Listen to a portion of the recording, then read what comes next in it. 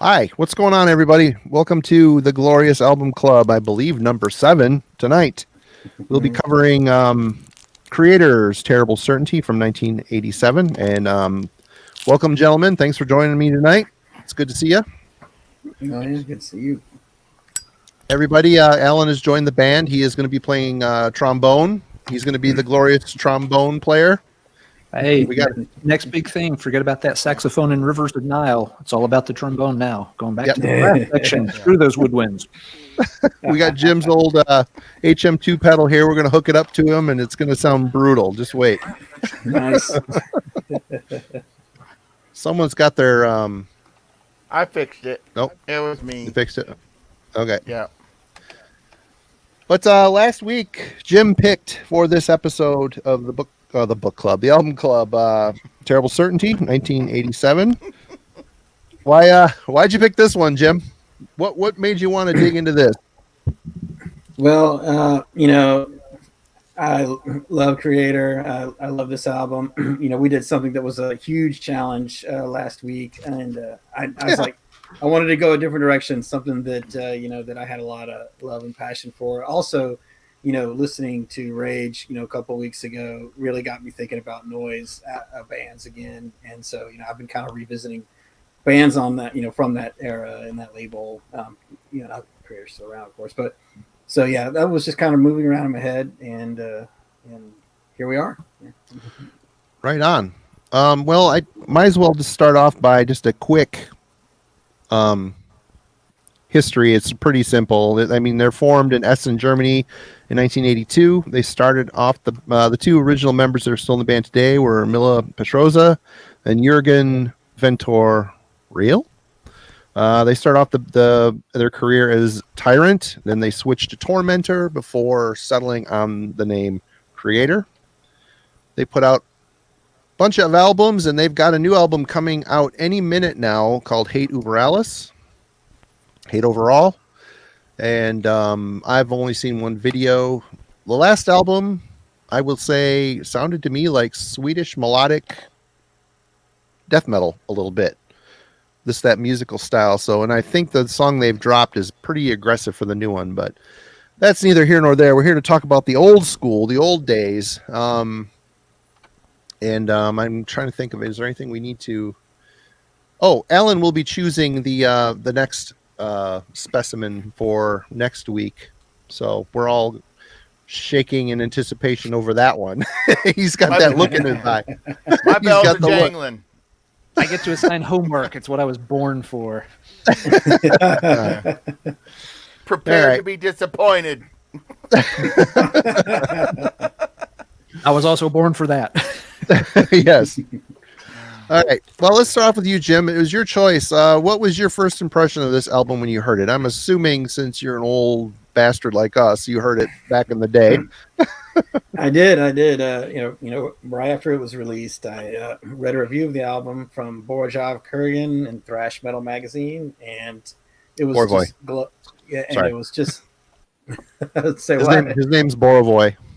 Anyway, whatever, dude. That's his fault. We can't pronounce it. I could never pronounce it. You corrected me on that a bunch of times. Like, whatever. That's his fault. Marty's butt buddies with everybody from those days and all the writers. I've never talked to him, but I know people that know him, and I've heard the name. Anyway, go ahead. Sorry.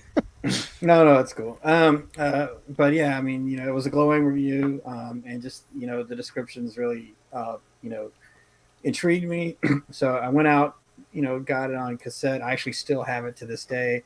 And I immediately fell in love with it. It was brutal. It was an assault on the senses. It was dissonant. It was, full of rage, and hadn't heard anything like it up until that point. And it was definitely one of those that I knew, like, okay, this is going to be an album that I cherish forever. And it set me up for, like, the absolute steamroller that was Extreme Aggression that came after. So oh, yeah. It's just a stunner of an album for me. Right on. Alan, let's go with you next. What you're typing? You want me to move to TJ first? Yeah, go ahead for TJ. I'm just responding to some folks in the chat real quick. Right on. First impression. Great. Yeah, leave me to get ready for the hate mail. No, man.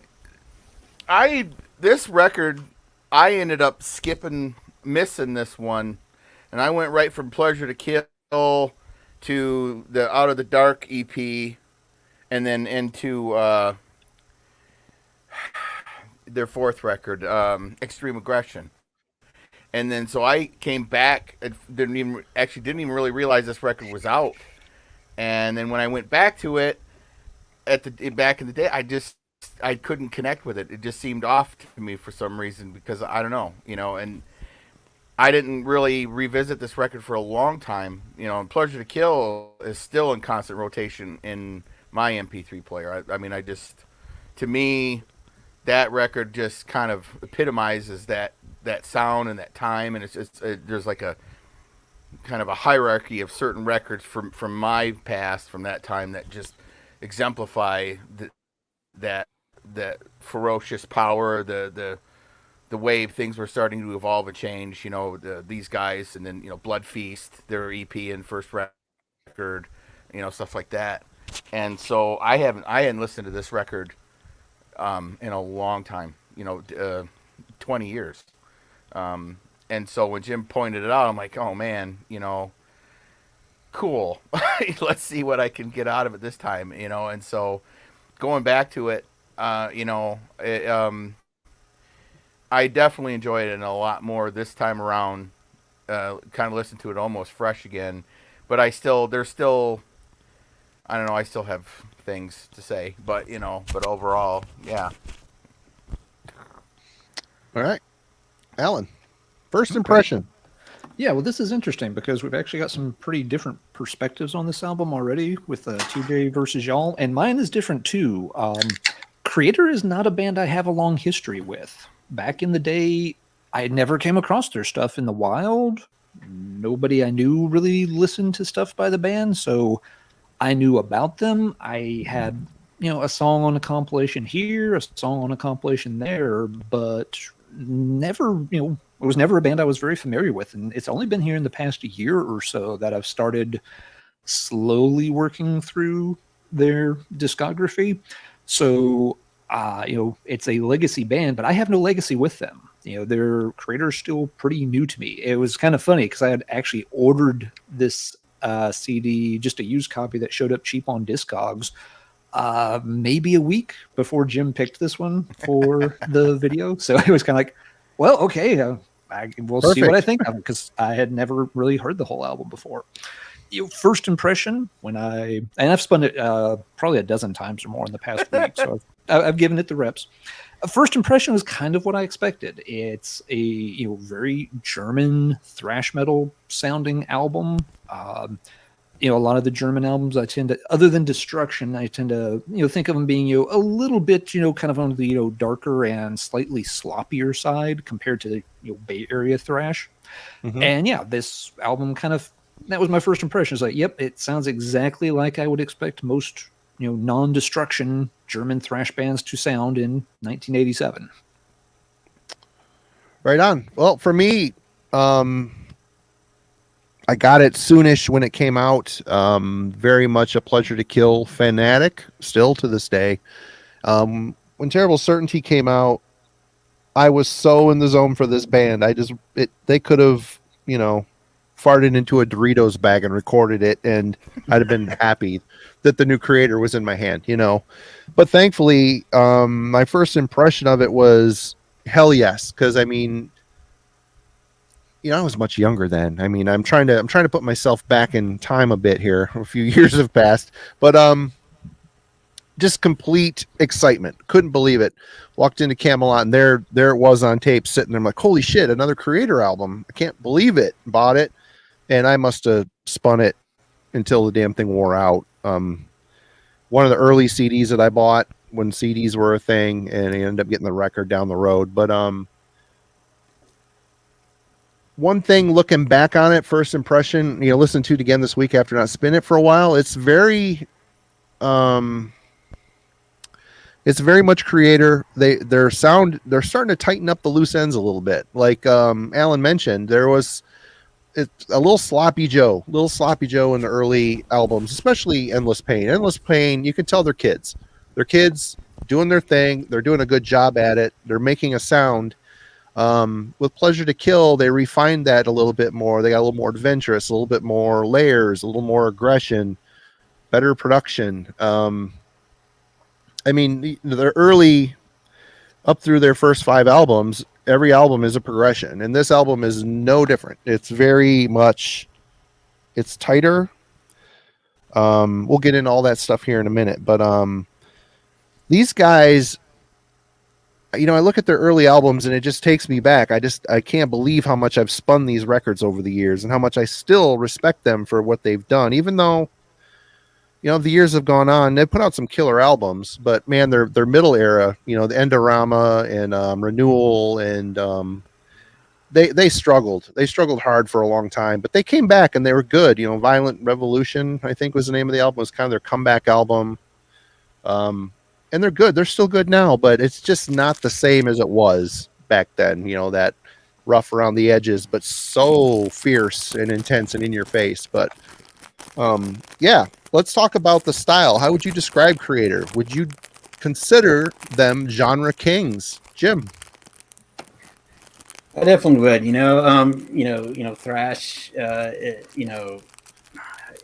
definitely doesn't have the presence that it did back in the '80s. Everybody knows that it's I think that death metal and doom, and black metal, have more of a presence now, in the modern era. But they're still kicking it. They never stopped. They kept going. Even through the dark times when music of that sound wasn't in vogue or what have you.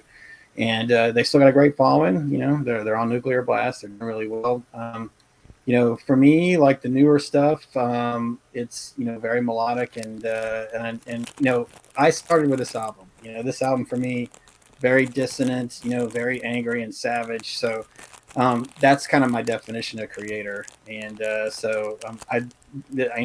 I'm less of a fan of the newer stuff, and but definitely with this album, like it kind of it's the standard for me.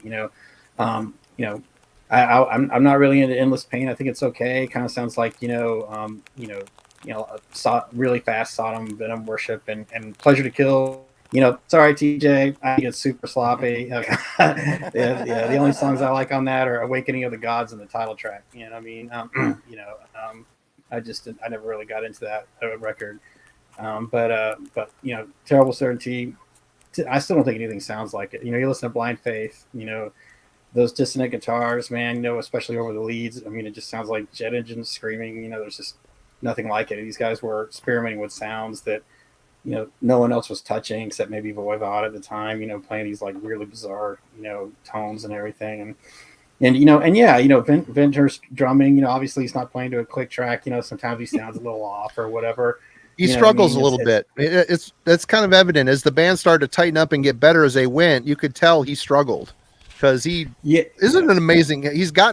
I've watched some live stuff as recently-ish, and he's gotten a lot better over the years. But back then, he's still kind of sloppy Joe. Anyway, sorry to cut in. He was a little all over the place sometimes, and and I read recently, the Flag of Hate EP, which was released, just before this. He really struggled on that. They were 3 weeks in the studio on that, just like they were 3 weeks in the studio for Terrible Certainty, because the producer on that EP made them play to a click. So I mean, obviously, yeah. So that was a lot of obviously for someone like him that was just kind of going through the motions very young. It was a struggle for him, and I think this album was easier for him to just kind of playing like if he played a little faster or slower, no big deal. But that's part of its charm for me. You know what I mean? I love that it's that raw and uncut. And that's every time I listen to it, that's what I think. It's just savage. It's very different. From the cleanliness of extreme aggression. But to your point, Marty, that's what's awesome about Kreator is every album is a progression. You know what I mean? Yep. Like, you can tell it's Kreator, but no two albums sound alike, because not only were they always like growing and changing and evolving as musicians, but they were evolving in the studio as well, and experimenting with different tones. They always tried to have, at least in the early years, I know they always tried to have different producers and stuff like that, and I think it shows, and so I admire them for their experimentation.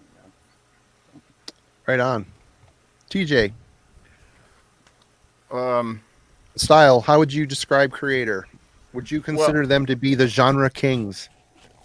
Kings? I mean, no, but I mean, are they up there? I mean, it's like they call them like one of the big four, German thrash and stuff. I think those that is absolutely accurate. Completely them, true. yeah, with them and Tankard and whatever. Of course, it's true, and this record's coming out at a time. It's like, it's like proto death metal, and everybody today has that's been around for any amount of time has drawn from this band. They've done the tribute records and things. So it's like, are they in the pantheon of kings, or are they in the row of perhaps that you could say that for sure. But see, it's like, I don't know. It's with like Jim's, it's so much of it is perception, and like, Jim discovered this record first. And so he is, his perception from then to now, it's like how he's so blown away by it, and how he's so into it, and that's totally legit. Where me, how I came at it around, backwards, and just didn't fall in love with it the same way. And I just think it's kind of striking how different, because I still think it's a great record, and I definitely like it more today than I did when the very first time I heard it. It's still, I see Pleasure to Kill is like everything Jim's describing about this record. I put on that record, just how dissonant and scathing and raw that record was. Where here, they're kicking everything up a notch. They're moving, but I digress. We're getting ahead of ourselves. But Genre Kings, definitely they set a standard. They set a tone. They help define everything to come after. So, sure. Maybe Genre Queens. Yeah. I don't know if that's fair. Genre princes, yeah. And bishop genres, or genre bishop. but definitely, I mean, you can't deny that. You can't, with them and Destruction, and it's like they it's like Jim's, back in the day, it's like death metal. What was death metal? It wasn't, possessed, but they was more like, they sound more like this than they do like what death metal is now, and so it's like this was what was happening, and they helped set the standard for the generations to come.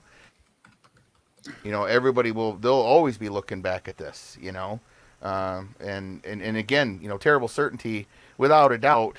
It was a changer for a game changer for the band, to be certain. They definitely stepped up and started showing that they were going to be moving past the primitive nature of what they were. So yeah, right on. Alan, your thoughts? Again, while I'm not very familiar with them, they're one of the big four of German thrash, and as such, they've earned, I think, the title of genre kings for sure. They're a legacy band. They've stuck with it over the years. Sure, some albums have been, received better than others, but yeah, I don't think you can deny them their place in the hierarchy. So I've got no problem with them being put up there on a pedestal that way, even though I'm still learning the catalog. They've definitely earned their stripes. Genre kings, sure. Yep, I agree. I mean, I think they earned this place. They deserve it. And I look back on my past, and I think I listened to Kreator more than I listened to Destruction. I just connected with this band so much back when I was younger. And this album found them polishing it up, and even, we'll get into that. Well, we'll all agree. Let's get into the next thing. Musicality, talent. Jim, you know what? I'm here. I'll start since I'm here.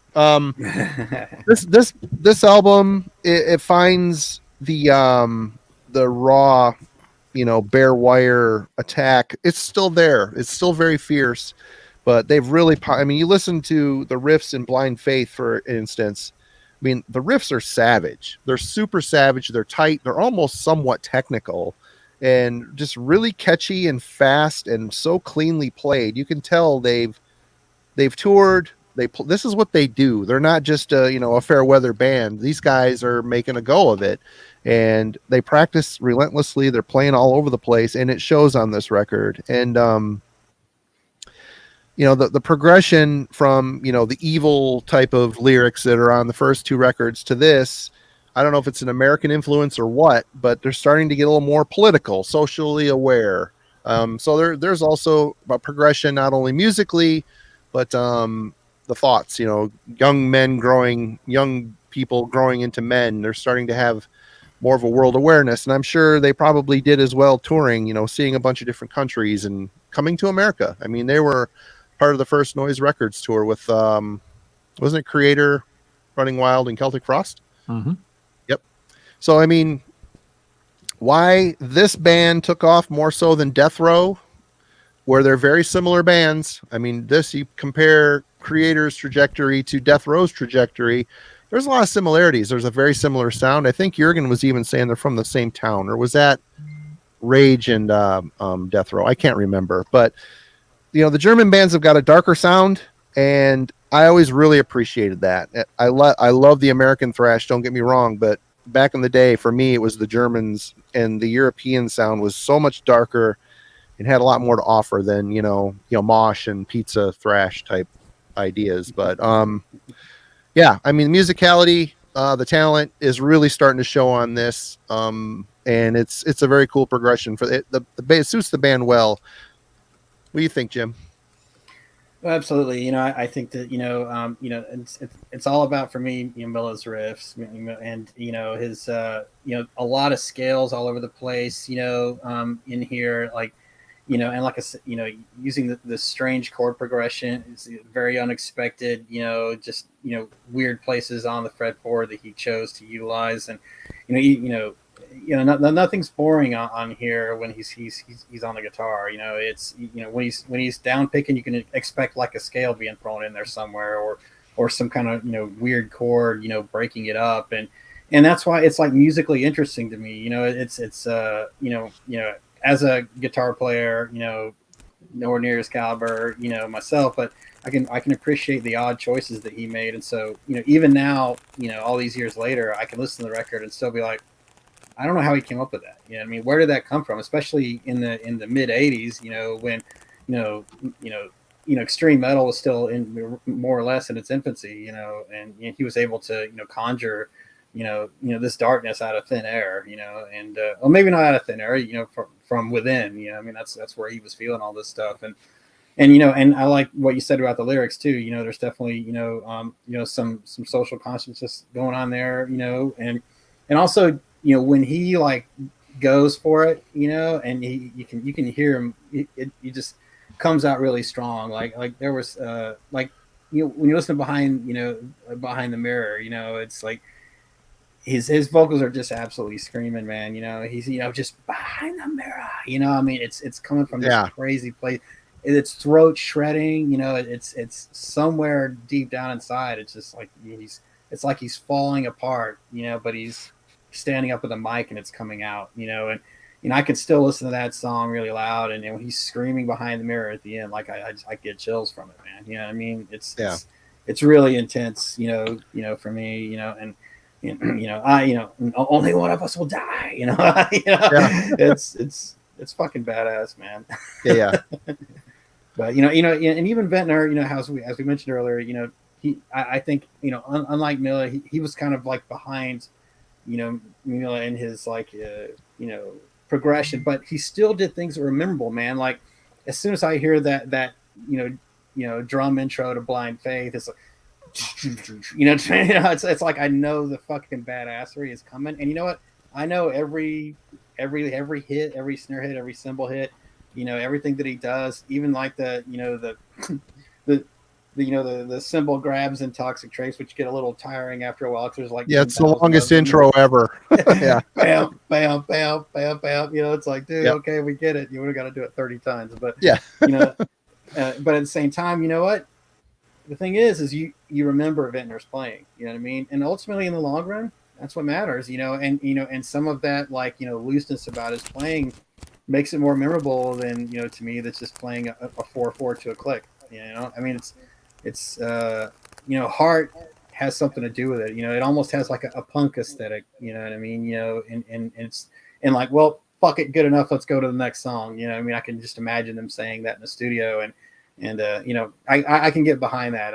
I really like despite the technicality of the riffage, I like the primitiveness in the overall feel of the album. Right on. TJ, your thoughts? What were we talking? Music and talent? Is that the question we were on? I'm sorry. Musicality and talent. Okay. So, one thing that's like a lot of so much of this record is so savage. Like Jim says, I totally agree. There's riffing on here that's just like completely kind of pulled over from Pleasure to Kill. I mean, there is just stuff on here that's just absolutely scathing. Ventor's drumming is just it's animalistic in places. The record you see, like you say, kids growing up, you go Flag of Hate, it's like a Sodom punk thing, and then here we are with Terrible Certainty. They're trying to expand, they're trying to grow, they're experimenting with arrangements and doing things, and you definitely see the growth and the progression of the band. For me, the problem I started having with it is it just a lot of the compositions of the songs throw me off. They're trying so many different things and jamming things in and squeezing stuff around.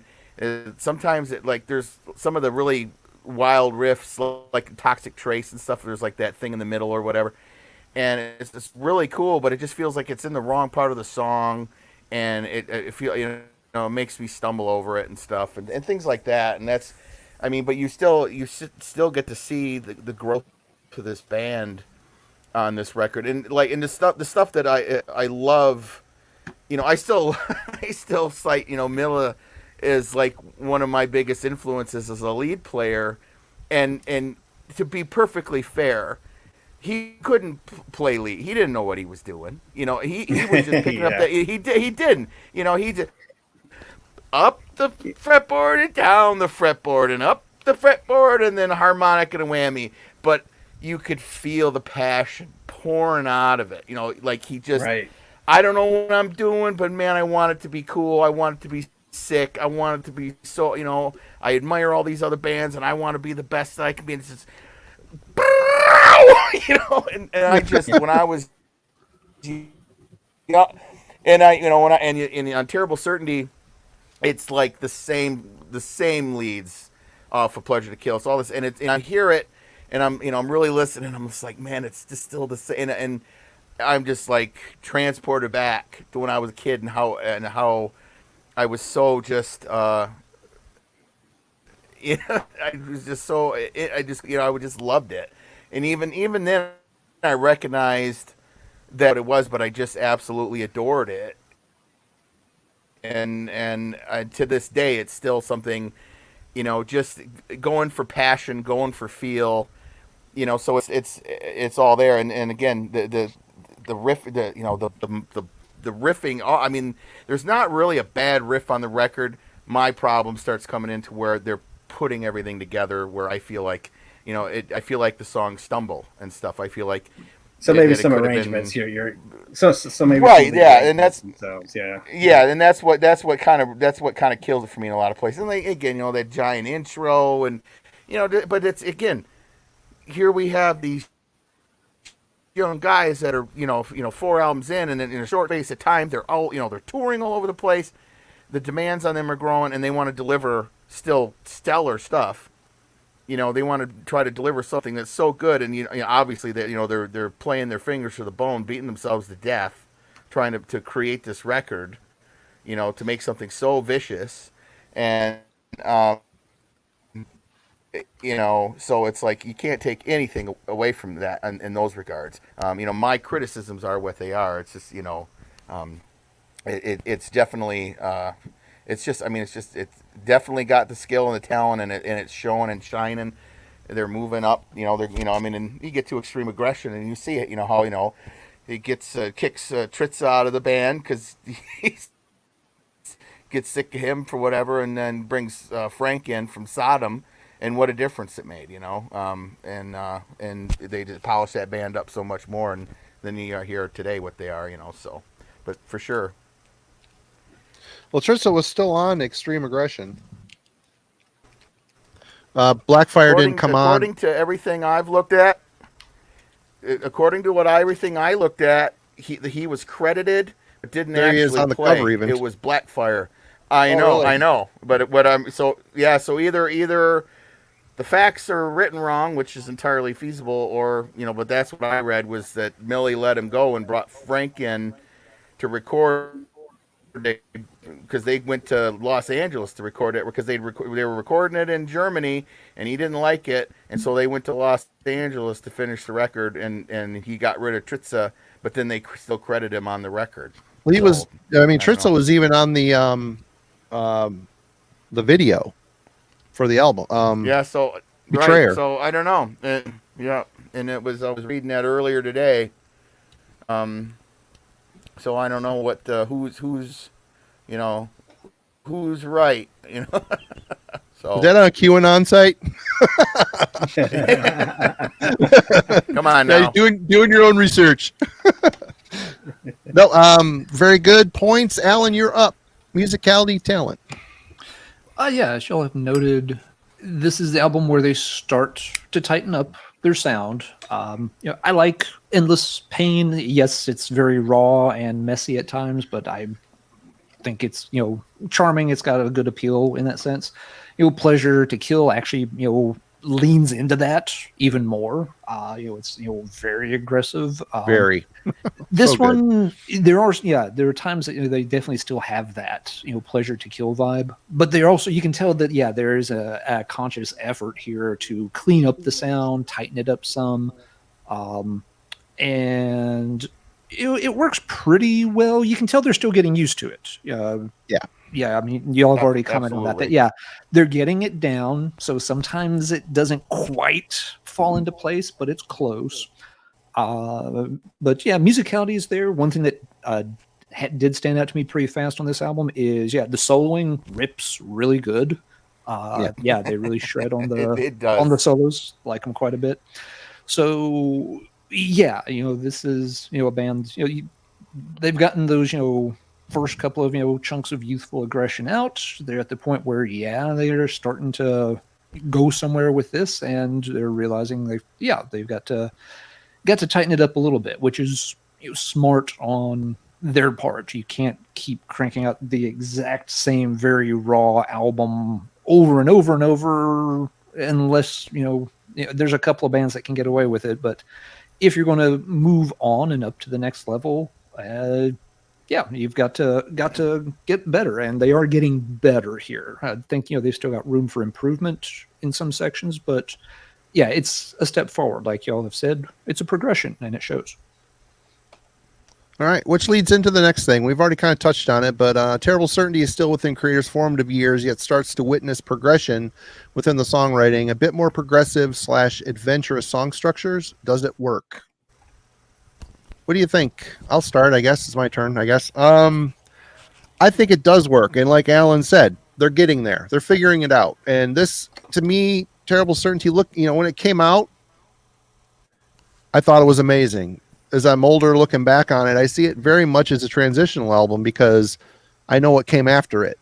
Well, actually, what did come after it was this little EP here, Out of the Dark into the Light, which is a very cool single. It's got 3 live songs, Terrible Certainty, Ride of Violence, Awakening of the Gods, and it's got the new song Impossible to Cure and Lambs to the Slaughter, which is a Raven cover. But Impossible to Cure is the interesting part here. You could tell it was written during the Terrible Certainty era, but it shows that progression. The songwriting is starting to get more interesting. And Impossible to Cure strikes me as a song that they're getting it. They're figuring this is Terrible Certainty had a lot of like stretches, like TJ said, a really awesome part in the middle that maybe doesn't make sense with the rest of the song, but it's still cool, you know. Impossible to Cure strikes me as something adventurous, new. Mila does some different singing on it. It's just very good. The band is really figuring it out, and it's all because of this transitional album right here.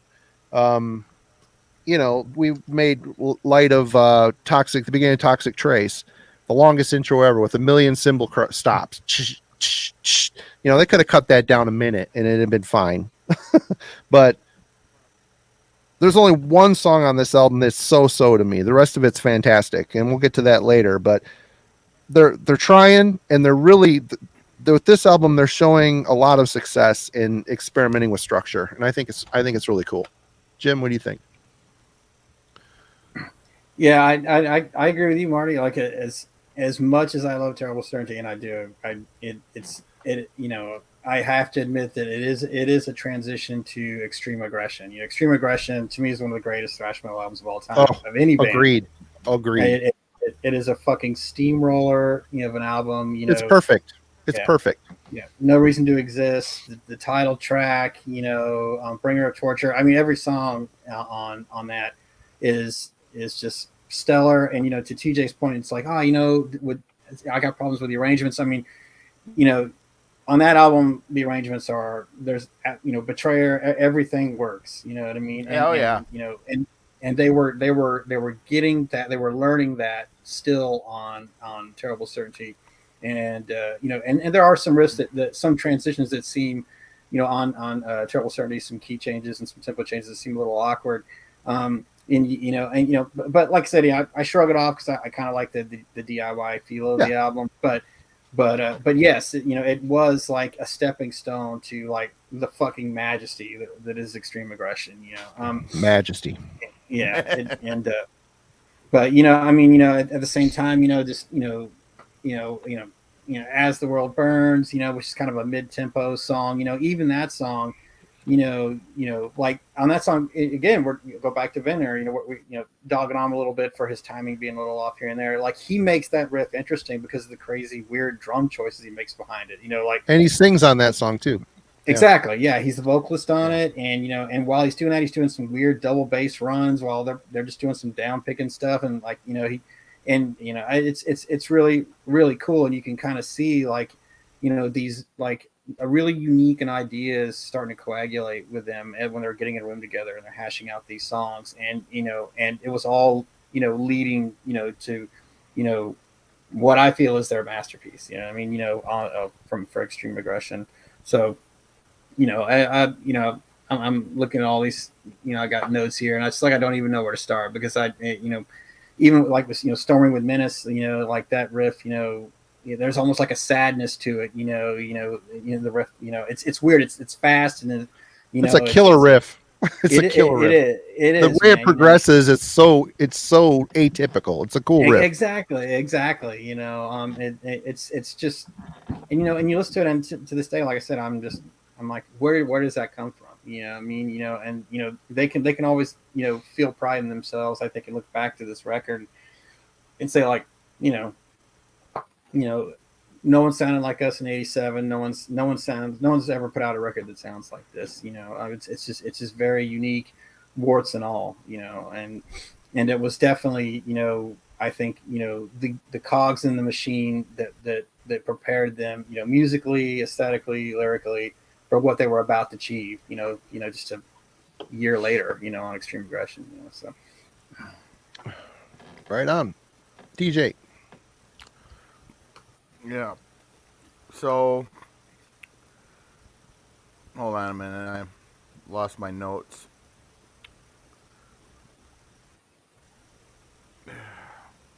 Where were we at?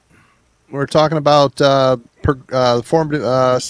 this album starts to show progression within the songwriting, a bit more progressive, adventurous. Does it work? Oh, okay. Well, yeah, we kind of touched on all that a little bit, but again, I mean, I think by and large, you know, what they're trying to do, what they're trying to accomplish, definitely, I mean, it works for the record and whatever. I mean, my criticisms aside, I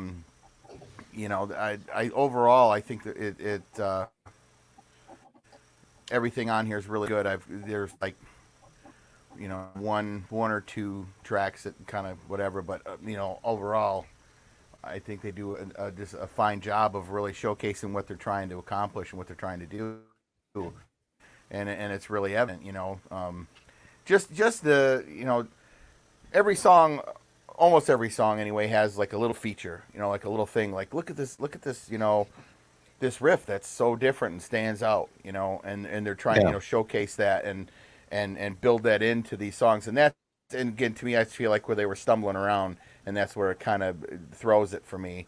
But again, it's the experimentation that they were trying to figure out, and then you get to Extreme Aggression, and they've ironed it out so well, whether it was whether with the help of producers or whatever it was.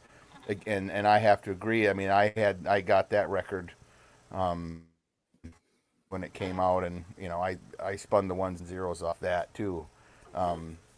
It was kind of funny. I hadn't listened to any of like that because I went back and listened to Out of the Dark, and then I was listening to Extreme Aggression, and I hadn't listened to these records in such a long time. I just don't happen to have them in my collection. I've got Pleasure to Kill, but I'm playing them and I'm like, I'm singing along. I can still remember all the words. It was kind of funny, and it's how absorbed into my DNA it was. But again, too, it's like it come up earlier. It's like I was, at the time, Destruction was still. I mean, as much as I was into Kreator, Destruction was kind of my go-to band. Their first few records were where I really lived there more than I did with these guys, and but it was, I had a couple of these records, I had a couple of those, and it's what I had, and so it's what I listened to constantly. So, but they're definitely. They're making it work. They're doing their thing. They're Kreator. There is, and who really sounds like them? I mean, you can kind of point to some bands that say, oh, well, they borrowed this, they borrowed that, but Kreator's still Kreator. Milla's voice and how they do things, it's still, and even the new stuff where they're kind of, everything's polished and everything's clean, and and he's, they've got musicians, it's Milla and Ventor and then these other guys, and they're, talent that that's drawn to them because of their name and their prowess, talent that they only scraped at when they were kids, and it's like, and so Alan's like, their legacy band, and so they can kind of have pick of the litter when they need to replace people, and so, but that being said, Terrible Certainty, it is a great record.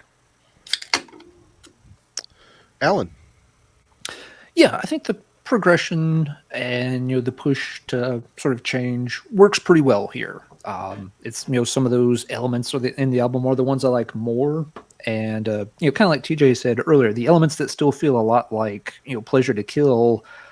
Well, they just kind of feel like Pleasure to Kill again, which I'll just go listen to Pleasure to Kill if I want to hear that all the way through. So, and I think they're making it work, as we've discussed. There's some missteps here and there. They're still getting used to it. Tim pointed out in the comments before, this is only their third album. Of course, they're still kind of getting their formula set and working out the bugs and stuff. But yeah, I think in terms of the changes in lyrical progression, musical progression, I think it's a good thing, and I think it's helps make it a better album. Agreed. Production, I guess I'll start there. Production, I don't remember who produced this. Produced by Roy Rowland, recorded and mixed at Horus Studio Hanover, mastered at Studio Nord Bremen. It is a much more refined sound than Pleasure to Kill and Endless Pain, of course. It's tighter. There's not a lot. I don't know if you guys noticed, but I mean, like Destruction in particular. Their first album is quite well produced. The second album, Eternal Devastation, is a very bizarre production. It's very... it's a little too crisp. It's a little too, I don't know. I don't want to say clean, but it is weird. It's like the guitars are like a clean tone cranked all the way up on an amp is what it sounds like to me. The distortion on that album is, I love it. I love that record. And they even kind of carried that over to Release from Agony a little bit. And this here is a very clean sounding album. It's just produced very well, very tight, much tighter than they've ever had. I mean, I like it. It works. It suits the material. It sounds very European, which I dig. I dig it. I don't know. I can't put a finger on it, but yeah, it's distorted but clean. It's just it really allows the riffs to shine a little bit. You know, like I said, that super technical stuff in Blind Faith and Behind the Mirror. I mean, there's a lot of technical stuff going on in that as well. It's just, it all cuts through the mix, which is killer. I think the producers of the time are starting to get heavy bands sort of figured out, because when it started, they didn't know. I mean, studio engineers didn't know what the hell was going on. What do you think, Jim? Yeah, I love the production on it. It's again, it's, you know, it sounds well, you know, it sounds really underground, even though at that point, you know, you could say they were underground. They've got the third album on Noise, which was a large extreme metal label at the time. But it has that feel to it, you know, and you know it's EQ'd, you know, with a lot of like, you know, low mids, you know, where it doesn't screech in your ear. And I think maybe kind of how you were describing some of that, you know, this early destruction stuff. You know, some of it is real screechy on the guitar, and the only thing that screeches on this album is Mila's voice and some of the weird like off key soloing that he does, which is awesome. Yeah. You know, the drums, like I love the drum sound, but if I had a criticism, it would be like the kicks kind of get lost a little bit. It's kind of hard to hear because you know, Vinder's doing some cool stuff with his kicks, like I said, especially on some of the more like straight 4/4 kind of riffs. You're like, you know, that would like maybe that's, you know, not super unique, you know, but if you listen to his drumming behind it, if you really pay attention to his kicks and stuff, you're gonna hear some really cool stuff, you know. And so I would just say, you know, if I could have the kicks a little louder, that's great. But, you know, I make up for that by just cranking it, you know, just blasting it loud and doing what I do though. And, you know, it's really interesting that it has a, you know, very sort of, you know, dark underground sound to it, because, you know, for studios, that's where the Keys Part 1, you know, Halloween was recorded there. So it's interesting how the same band at the same studio, you know, can have, you know, such different results. I mean, you know, it's all about. Hold on a second. What did you say? Horus Studios, Keys Part 1 recorded. Yeah. Really? Yeah. With what? Timmy Hansen. Wasn't that who recorded that, Ellen? Not Hansen, but Tim. Shoot. Give me a second. I'll check. But it was at Hanover Studio. I did. Okay. Wow. Okay. So, interesting. Yeah, really, yeah, cool. Hey, I knew a very small Halloween thing that Marty did for once. Well, I never paid attention. I didn't realize that was recording the same studio as this. That's well. It was Hansen. You're right, Marty. Sorry. What's that? Yeah, it was Hansen. You're right. Hansen. Okay. Yep. Well, that's why it stuck out to me as a little trivia tidbit, because the two albums that couldn't sound any more different. You know what I mean? But yet, you know, same place. And that just shows you, you know, it's all about what are the musicians doing, what's the guy behind the board doing, and you know, even though, you know, bands may be using, you know, the same gear or at least the same rooms and stuff like that, you know how different it is. It's really intriguing, you know, and but you know, all that I think just adds color to what they're doing, you know, and despite that minor criticism about the kicks, there literally is nothing I would change, you know. And, you know, TJ alluded to it earlier, you know, as Pleasure to Kill was his introduction into Kreator, you know, that album's going to be special to him. This is my introduction into Kreator, so I wouldn't change anything about it. You know, I every time I listen to this record, I still get excited. My wife was like giving me strange looks this morning. I had my headphones on and I was like air guitaring, Blind Faith, and she's like, "What is this guy doing?" How old are you? Who am I? Yeah, right. And so the fact that however many years on, this album can still get to me that way. I mean, that just shows its power, production and all. Yeah. Ellen, and you had some really good points in the chat too, Ellen, that maybe you want to talk about. Yeah, go ahead. Yeah, and just to follow up on Jim's point, these albums were also recorded pretty close together at Horo Studios. Keepers was recorded like right around late 86, early 87, and Terrible Certainty was released in September of 87, so it would have probably been a few months before that. So yeah, really close together in recording. I hadn't recognized that before. That's really cool, Jim. Yeah. As far as production, I'm actually on a different page here. I think the production's a weak spot for this album. The first few times I listened to this album, the production really irked me. And again, I'm also listening to this for the first time 35 years after it was made. But, my initial reaction to the production was, this sounds so dated. It sounds, a bit flat, a little stale. Yeah, like Jim was saying, some of the drums get really buried in the mix. And it felt, a lot of times I'm thinking like, I wish this had a little sharper, little louder production so these songs could roar a little bit more. When something is highlighted, with, Millie is screaming or, they're tearing off a solo, it sounds pretty good. But when everything is rolling together, it all gets kind of compressed together. Maybe some of this is an artifact of the version I'm listening to. The CD press I got is 2000 reissue. Maybe they tinkered with the sound some. I don't know. But yeah, the first couple times I played, I was just like, yeah, this sounds kind of like you'd expect a sort of second-rate production job on a thrash album in 1987 to sound. It's not real impressed with the production. I kind of had to listen through the production the first few times on the album, it's usually something that doesn't bug me a lot. Production isn't something I usually get fixated on, but on this album, I did not care for it. I think the production actually robs these songs of some power and some ferocity at times. But again, that is my take on it, and I am listening to it, with another 35 years worth of listening experience in mind going into this album. Sure. If I had heard this back in the day as a teenager, production probably wouldn't have even, struck a chord with me one way or the other, and now it wouldn't bother me at all. But yeah, hearing it today, it's like, yeah, that sounds so like 1987 underground, and it definitely could have, the album could have moved up a notch or two for me if it had a better production. I think you nailed it when you say it sounds dated, because I listen to it and I think it sounds like a product of its time. So, which is the same thing. It all depends on where. I mean, I connected with this album a lot more than you did back in the day. So it's like, sure. I mean, if you listen to the first 3 Death Row records, it's a very similar sound. You listen to those early Destruction records, they kind of sound like shit. They really do.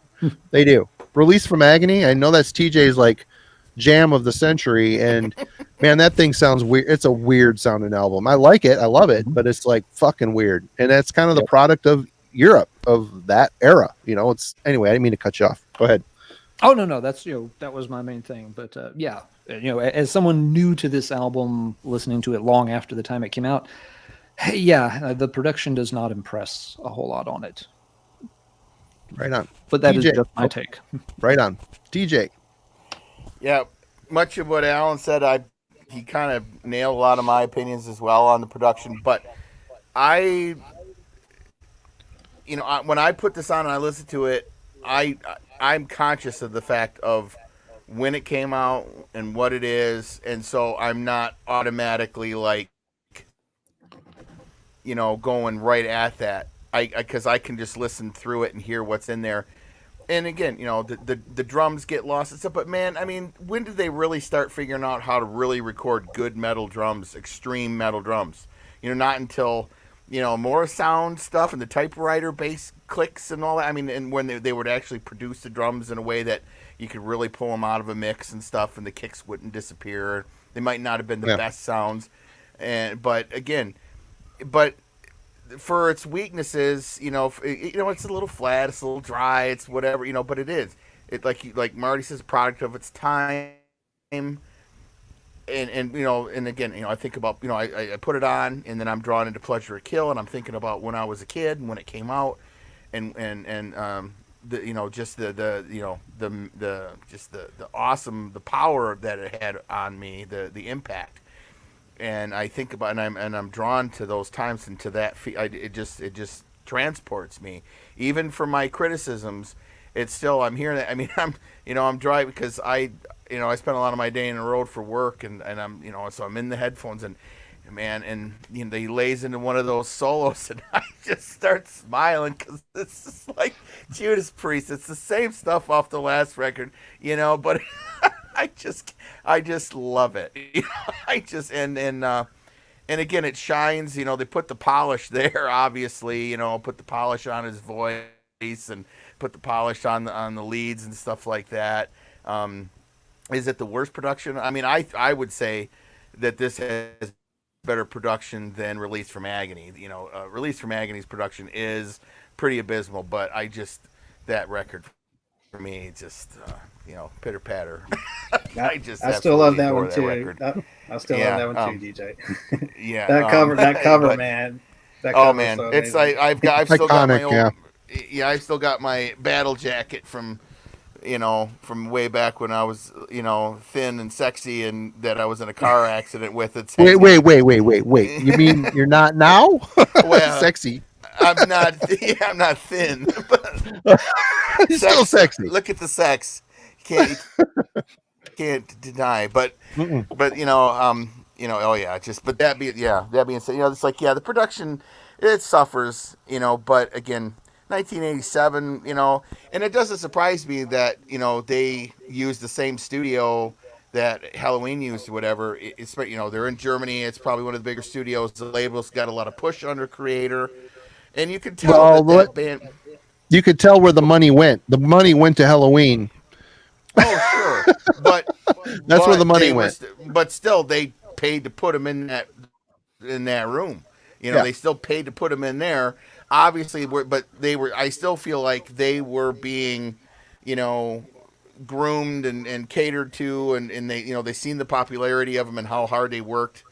I mean, look at them pumping out material, in the old school way. New record every year, every other, whatever.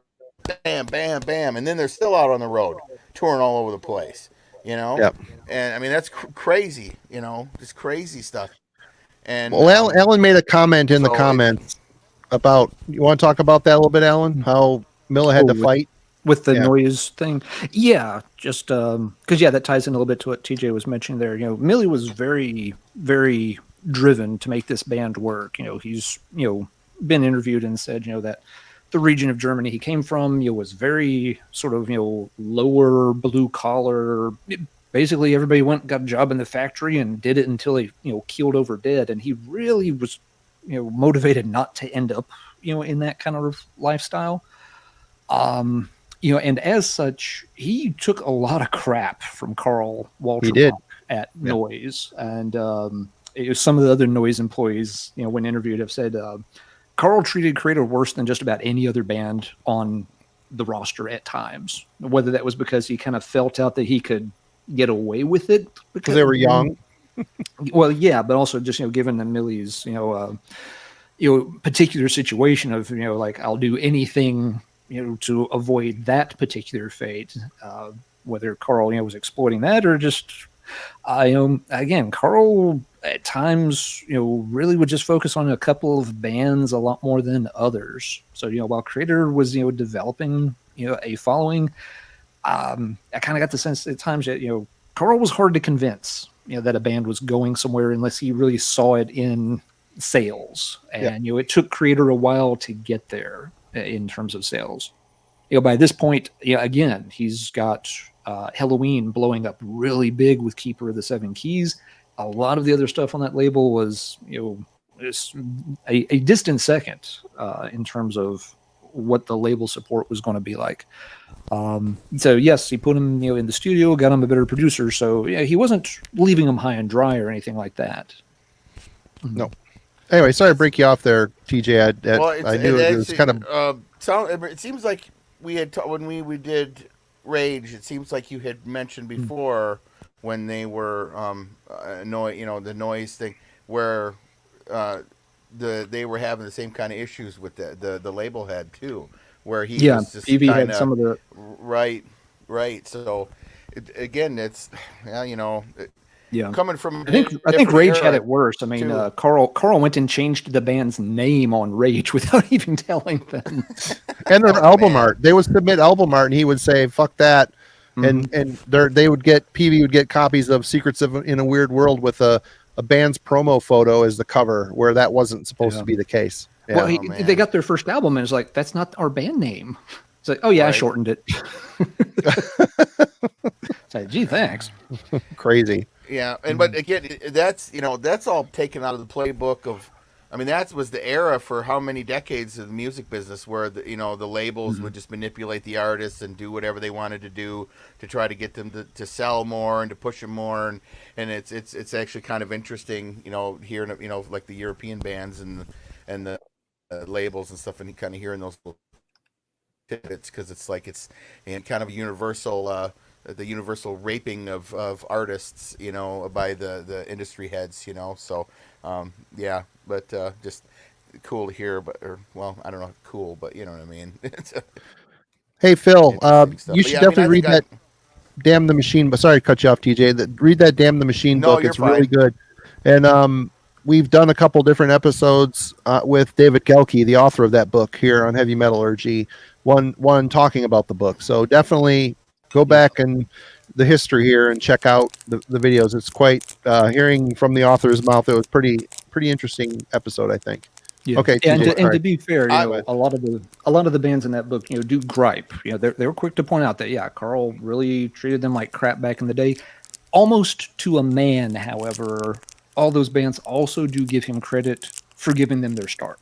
They're like, without Walter giving us a break and letting us get our foot in the door, who knows if we would have gotten interest from anyone else. So, they do note that, he got us up and running. The deal may have sucked, but without that deal, there probably would never have been a Kreator or a pick almost any band on that label, and they may not have gotten signed anywhere else.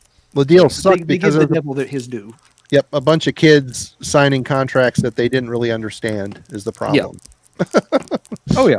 But anyway, TJ, sorry we got off on a tangent there. No, it's pretty good. I pretty much made my point overall. I think I'm kind of, I'll leave it where I left it. I'm good. Okay. Well, let's talk about the artwork. The guy that did the album artwork, his name is Phil Lavare.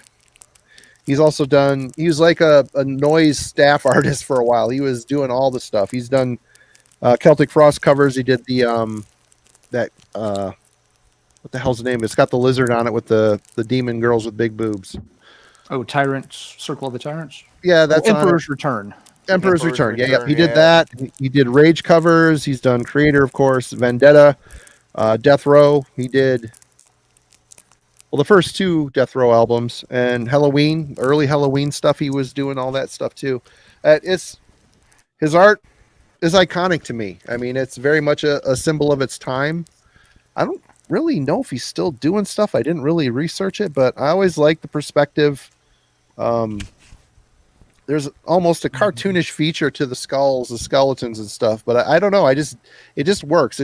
I look at this and it strikes me as a Noise Records product, which reading that book, it soured me on Carl a little bit because I didn't realize how shit he treated people, but man, I loved his label and I loved the music he put out. But great artist, great artwork, fits the album perfectly. Jim? Yeah, it's iconic for me. I always attribute it, to Terrible Certainty and to Kreator. Having said that, I really dig Pleasure to Kill's cover artwork and kind of wish they'd used the same guy. But it's the same guy. Yeah, it's the same guy. It's the same guy. Yeah. Man, yeah. I kind of feel like he didn't pay as much attention to detail then. Yeah, look, the skeletons are the same as on here.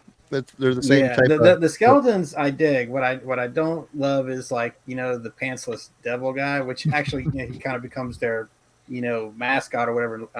Moving forward, but in better detail, like in the merch and stuff like that. Like he was drawn really cool and evil, and maybe just a little. I would just like maybe put some pants on there or something. That he's got like a little silhouette of his crotch, like it. It's like, it's, it's. But he has a big tail. A big tail. Yeah. Well, a big tail is fine. But but I definitely actually prefer the cover art on both of the previous albums. But still, again, like I said, it was my introduction to Kreator. I wouldn't change it. I mean, is it the best? But even Extreme Aggression, it's like it's just a band photo, but it's like done really cool and really, really, I know it's obviously it's got art like over the actual photo. It looks really, it's kind of timeless. You know what I mean? Yeah. And so maybe this cover isn't quite timeless, or maybe not quite as detailed, but it's Terrible Certainty. It goes with the music. It fits for the time. So I think I like the fact that it's a painting. I like the old days where the album art was paintings, where there's still paintings nowadays, but it's kind of a more computerized nowadays. Right. Exactly. Yeah, I'm definitely a fan of anything that that is it's art through the way and through. The music's there, it's painted. Yeah, there we go. He did put pants on the back. Right. yeah. And actually, I prefer that. He's got Kreator carved into his chest. I mean, it looks weight. It just looks more brutal. So. All right, Alan, artwork. Yeah, it's one of those covers that's kind of become a classic. That said, it's not my favorite cover art of all time. I think I agree with Jim. It seems like he maybe put a little more effort into the Pleasure for Kill artwork than he did on this one. Part of it may just be the color scheme. I'm looking at it right now. It's you've got this pink. very sort of pink, sunburnt looking demon dude, and there's some of that in the background with the sky and the cityscape, and it's got kind of a washed out look to it.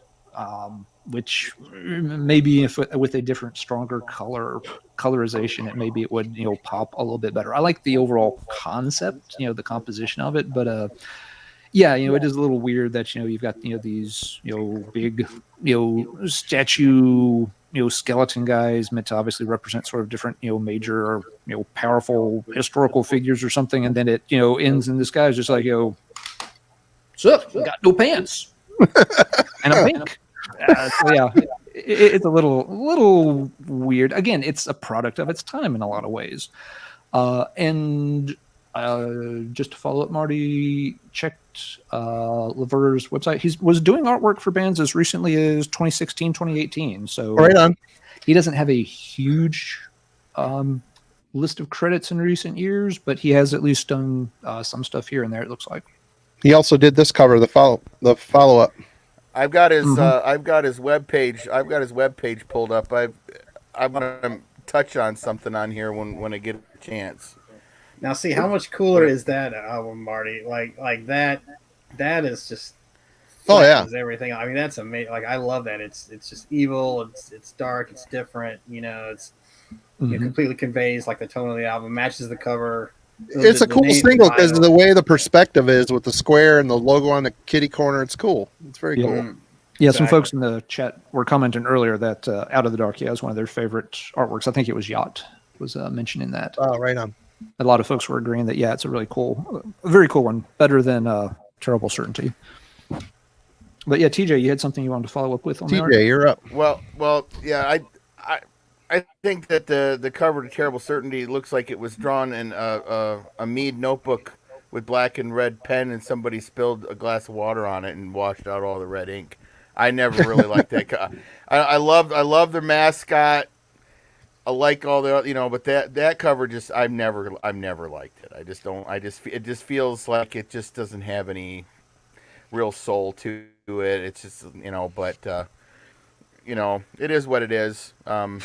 You know, you I like it. can see the you know Screw you you can guys. see the whatever. Screw you guys, I'm going home. But again, so no, I pulled up Marty this. has left the chat. I pulled up this. How would you say this? Lavier. Lavira. Philip, The E is Lavier. usually sound, yeah, I at don't the know. end. I don't know. So Lavira. he has an official website, and then he's got a Facebook page as well. And then there's a couple of pinned articles on here, and of course he's got the Pleasure to Kill artwork pinned to the background. But he says the first one says Kreator, Pleasure to Steal, and apparently, according to him, he was never reimbursed for the Pleasure to Kill artwork for that record. Whoa. And then he's tried over the years to get reimbursed for this stuff, and they've refused to do it. I don't know. I would it's philiplavera.com. People can go and look at that themselves and make up their own minds. Huh. But he's got according to Milla, because he has a couple of clips from an article, Milla says it wasn't supposed to be our album cover. It was just one of his paintings, and then there's a link to the full interview. And he goes on to explain how he's tried to get reimbursed and whatever. So I don't know. It just happened to be there. I thought it might be interesting to point that out. Let people go check that out for themselves. It's be unfortunate if that's any real truth to that, but anyway. There's a note over here on another page too, TJ, that says that Phil is credited in some circles with naming both Kreator and Rage during meetings with Walter Bach.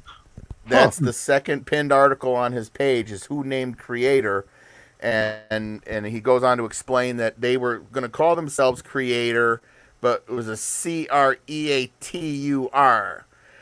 And he said, in the thing, he says that he basically said that's kind of silly, and you ought to go with a K because that'll appeal to the kids better. And then he changed the logo.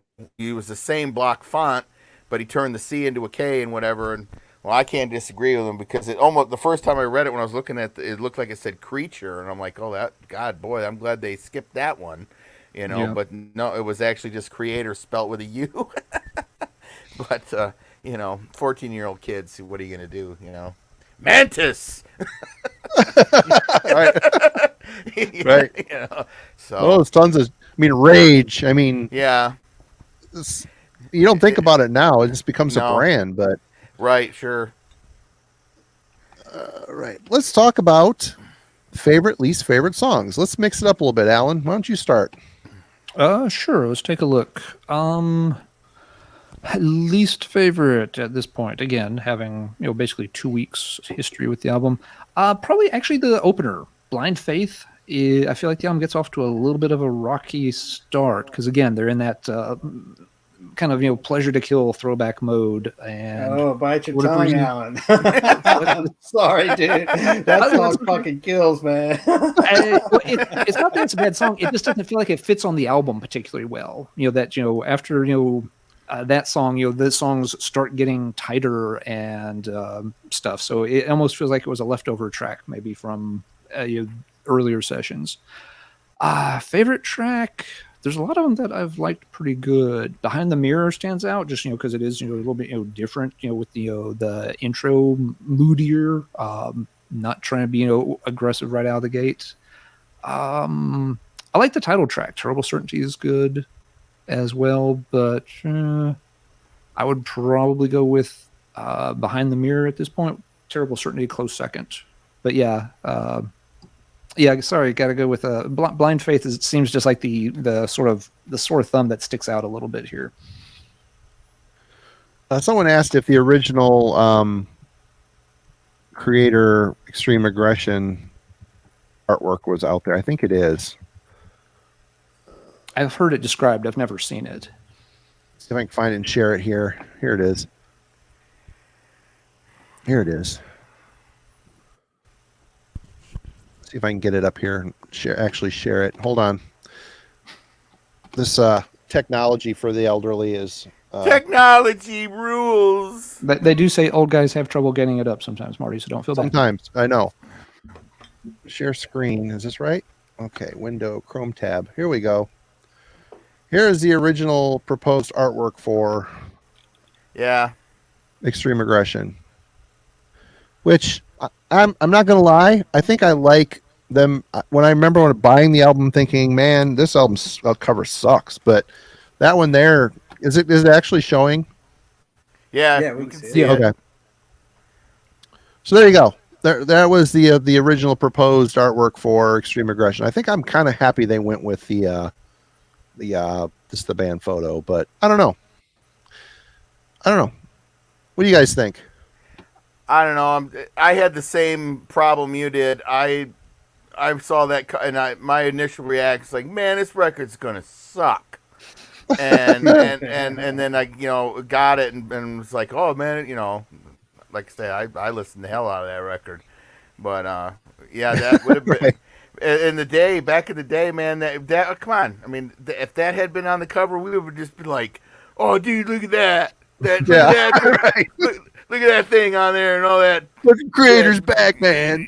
Yeah. I mean, that's exactly what I mean, it's just completely apropos for everything else prior to it. I mean, it's just I mean, to me, they're the two coolest covers to me is the Behind the Mirror EP and Pleasure to Kill.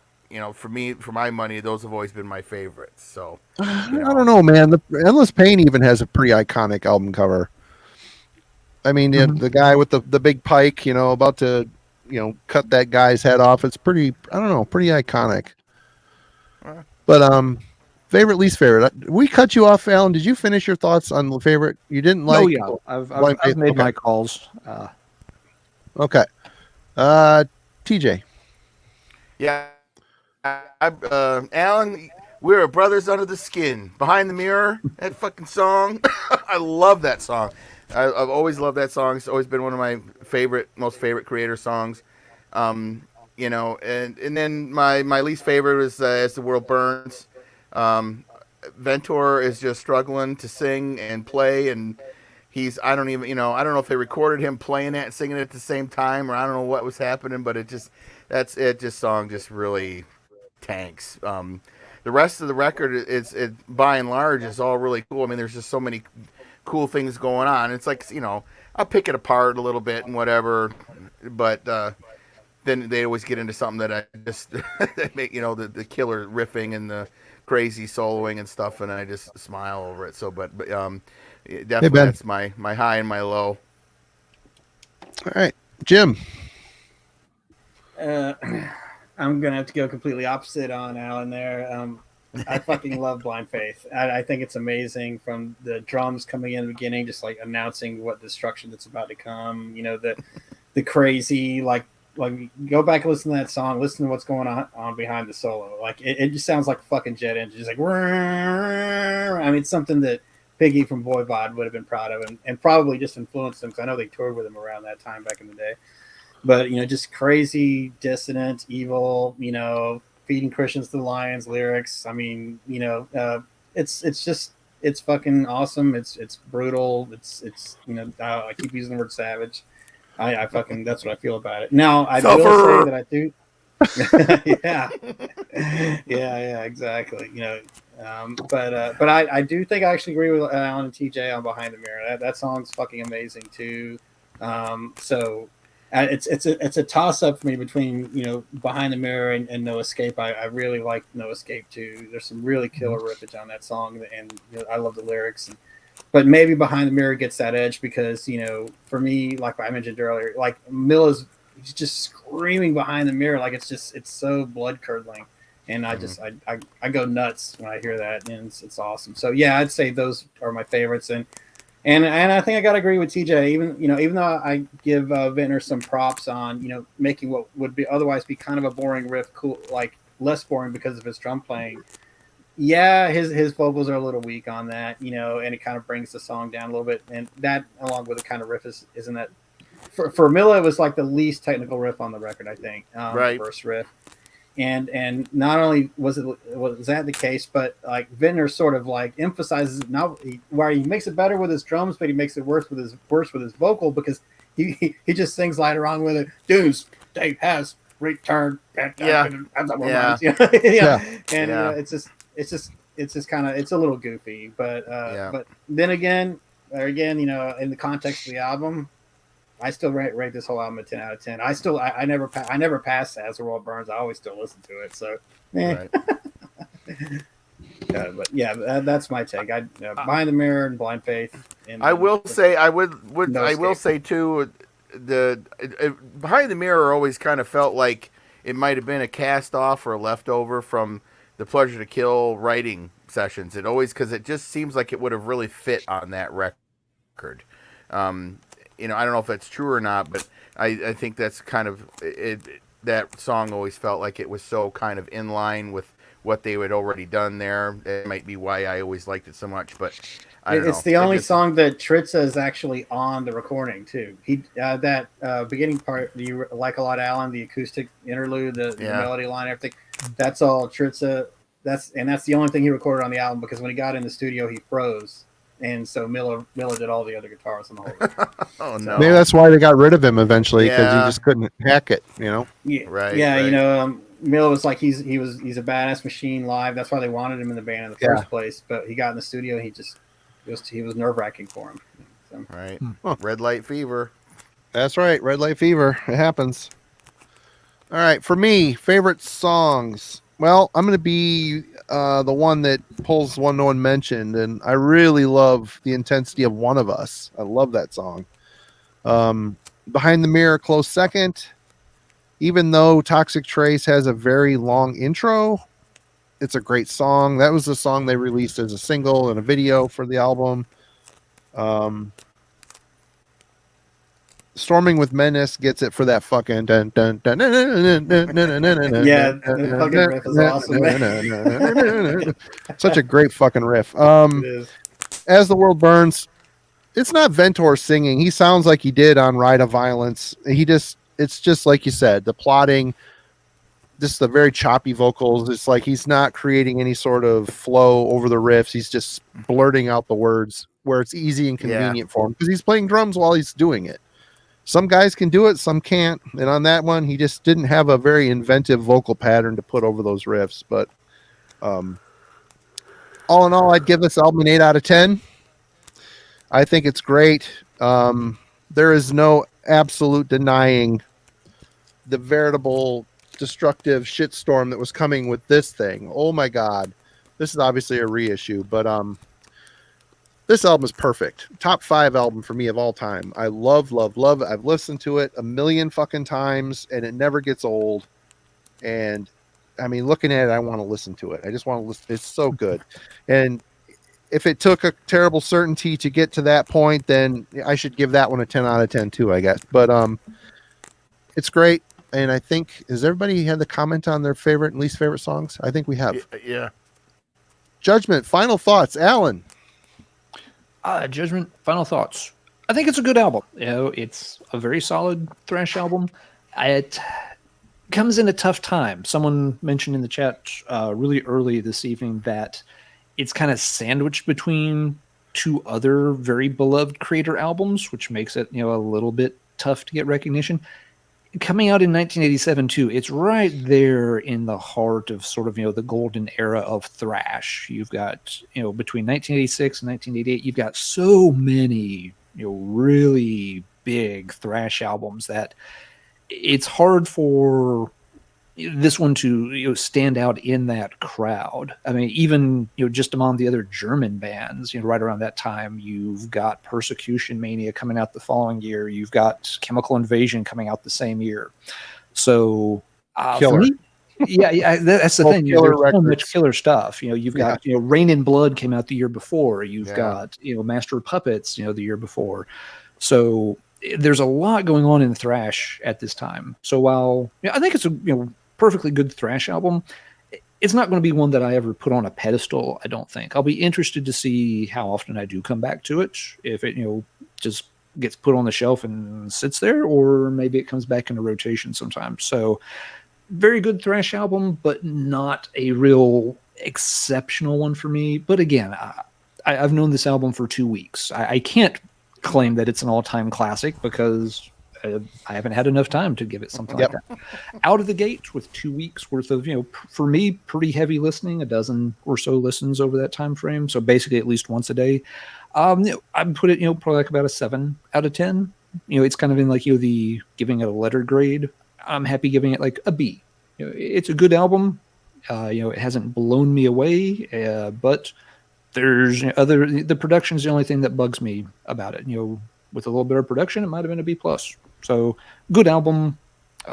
We'll see how time treats it in my record collection. Right on, Jim. Well, yeah, you already know. I mean, I'm the gusher on this album. That's cool. That's cool. Definitely love this thing. 100%. It's an A plus for me. Extreme Aggression being A plus plus. And I would highly recommend, if you haven't spent a lot of time with Extreme Aggression, definitely do, because that's next on my list. I'm working my way forward, so I've got number 3 down. So next up is number 4. On that one. Yeah, I'll be curious. I'd be curious to hear what you think on that too. Do you have it, Dallin? Not yet. I'll probably pick it up the next time I order some stuff. Awesome.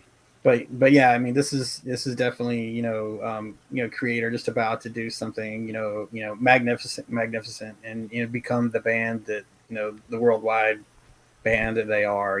This was like the precursor to all that, and it was definitely my introduction to them, and I got this album right around the same time. It was 87, so yeah, went into the Pandemonium, so I was definitely a noise guy coming around and listening to Corner and stuff, and so just all those bands from that era mean, and all those albums from that era mean so much to me, and Killing Technology and stuff, and so they all mean a lot to me. That they all still give me goosebumps, and I'm grateful to have them. So anybody that hasn't checked them out yet, or if you visited it and just kind of put it off to the side, come back at it, listen to Behind the Mirror,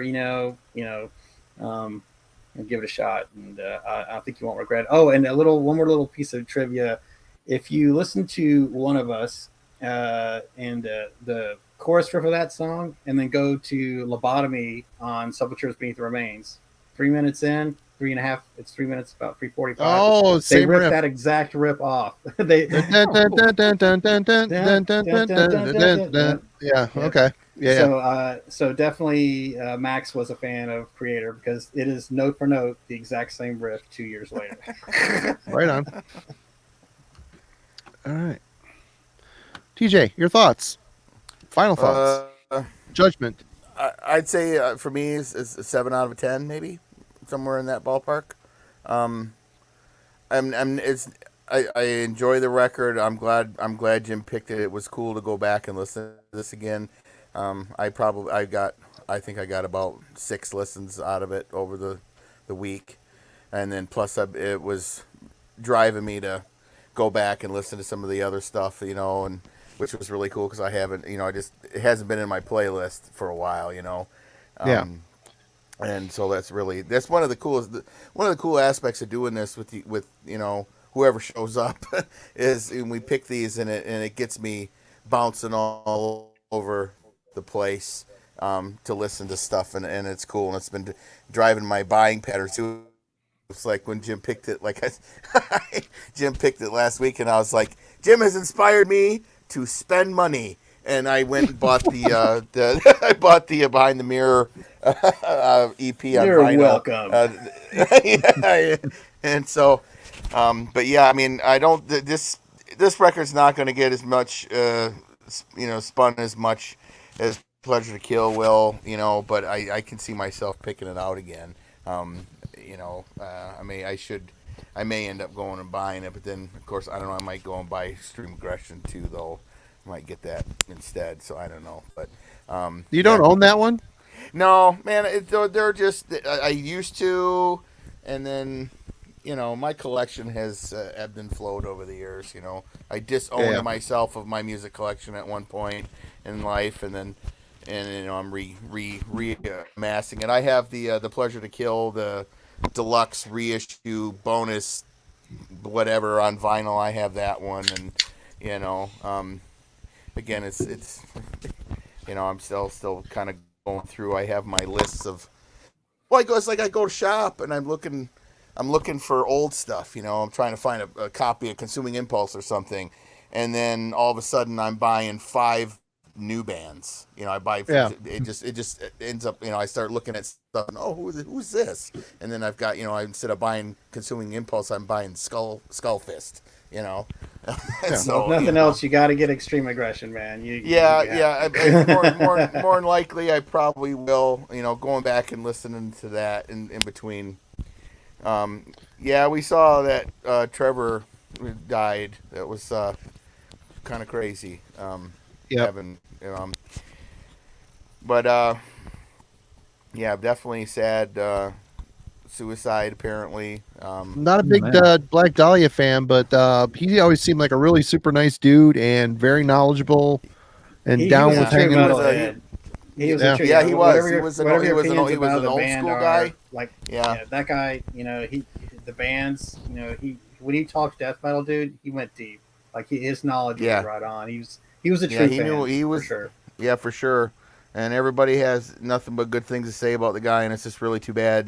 People suffer. People suffer in silence, and if anybody out there watching, just take care of the people you care about and keep an eye on them, because you never know. It's terrible, terrible thing. But anyway, 7 out of 10 for me. Again, Kreator still, it's etched into my DNA. They're definitely, my top 10, top 20 bands of all time. They're bands that influenced me greatly as a player, as a fan, and will always be that for me. Definitely a huge driving influence on me as a player to this day. I would even before we chose it, if somebody were to ask me, who would be, my biggest influences as a guitar player, like for leads, I would say Tony Iommi and Milla and Tritza from Kreator, which is like two of the most diametrically bizarre, players, but that would have to be, I would have to say that would be, so 7 out of 10 for me, guys. Right on. For me, what did I say? 8 out of 10. Great album. And what was the comment? Yeah, damn ENP. Man, these albums have been mainstays with me since me too. And like TJ said, it becomes part of the DNA. And it's kind of hard to. I'm glad Jim picked this. I haven't listened to the album in a while. I mean, typically when I'm listening to Kreator, it's typically Extreme Aggression, but it's transportive. It takes me back, and one of my favorite bands. And also, everybody needs to go check out the new Chromium Dioxide Radio episode. He's got a new one up. New character, Moondog, is on there. Very cool. There's a cameo on here of Professor Steele and me as well, which is hilarious. But and we're done. We're done with Terrible Certainty. But Alan has been pondering what our next dive is going to be. What are you thinking, my friend? Be gentle. Avantasia. You bastard. Well, let's see. We've been talking sort of iconic German metal band tonight, and there is another iconic German metal band who recently released a new album that I haven't really had a chance to check out in any detail. Played it like once, but I was working. It was just on in the background. Didn't really get anything out of it. So I figured we'll try something new, and hopefully maybe y'all have checked it out already. Maybe you haven't. Talking Scorpions and their recent album, Rock Believer. Oh, no. It is supposedly it's the first time in a long time there's been some positive hype around a Scorpions album. So maybe there's something there. Maybe there's not. I don't know. I'm excited to check it out, to be honest. I'm interested to check it out. It'll be fun. I just recently added a bunch of old school Scorpions to my my playlist, so I mean, I'm sure it's not going to be any I'm in a trance or anything, but it's going to be a good one. In Trance is one of my favorite Scorpions albums. It's so good. Amazing. It's so good. I think anyone going into this, expecting In Trance Part 2 is going to be sorely disappointed, but folks have said it's their best album in a long time, so I'm interested to hear what they're up to at this point, because, Klaus has to be 70, 71 at this point, so again, this is another legacy band, but they're getting pretty long in the tooth, and let's see what they're doing in 2020. No, it's cool. It's something different. I dig it. It'll be cool. I'm a Scorpions fan. It'll be fun to see what this is all about. Because I may not have ever checked it out. I may never checked it out if you hadn't mentioned it. So no, I've been meaning to get around to it, and this seemed like a good way to make myself give it some attention. Carl, oh no. There's another one. Oh no. Yeah, I did think, I was baiting folks there a little bit. I did think about picking the new Destruction album instead. But with doing Kreator this week, doing another German thrash one back to back, maybe we'll circle back to that, after we try a few other things. But didn't want it to become the German thrash metal book club for Wednesday. No, it's cool. At least not yet. And everybody, we encourage you. I know a lot of you have been doing this, but go check out the new Scorpions, and we'll reconvene here next Wednesday, and we'll go over it. We'll go over it. How did you manage that? Yeah, that's why I'm laughing. One of their groupies step on it. Those spiked heels hurt, man. And I guess we can also announce Friday night, Alan? In the works. But yeah, we're hoping to bring, we've been talking to Darcy, 6 Strings, 9 Lives, and getting him hopefully lined up. Just got to get the last few pieces in place. But we'll hopefully be talking with him. A really nice guy, good YouTuber up in Canada. And we've got what should be a fun ranking topic we'll be covering with Darcy on Friday night, as long as everything comes together. And I'll just say it's going to be challenging. It'll be fine. It's going to be challenging. It'll be good. It is challenging because the nature of this band's catalog is a little weird, which is going to make ranking some things a little hard. It's hard to compare some of their albums because of things. All right. Well, that's it. We did it. Everybody, thank you so much for joining us. And for Yacht Rock Guy, the super chat. Appreciate that. Very cool. And thank you to Yacht. We've got T-shirts available. I forgot to put it in the description. No, I didn't. I did. I put it down there. The link to our shirt. And if any of you are out there are artists, I know. Hey, Chromie, let's talk. We need another T-shirt design, my friend. But let's talk. We'll talk about that later. Anyway, Jim, thank you so much. Everybody, go check out Iwas Recordings for some very cool stuff. I did forget to put Iwas in the chat in the description. I'm sorry about that, but the last one has it, so definitely go there. TJ, always a pleasure. Alan, you rule, sir. Thank you for joining us as always. And lots of fun. We'll have give you an earful next Wednesday over some Scorps. We'll see how it is. If it's terrible, we'll all suffer together. Hold on. They were slim and soared over it, and I was and hit the ground like a frozen egg. Well fed. He was well fed, not well feed. Well fed. Anyway, everybody, thank you so much. We'll see y'all later. We'll see you Friday. Have a good one. Everybody take care.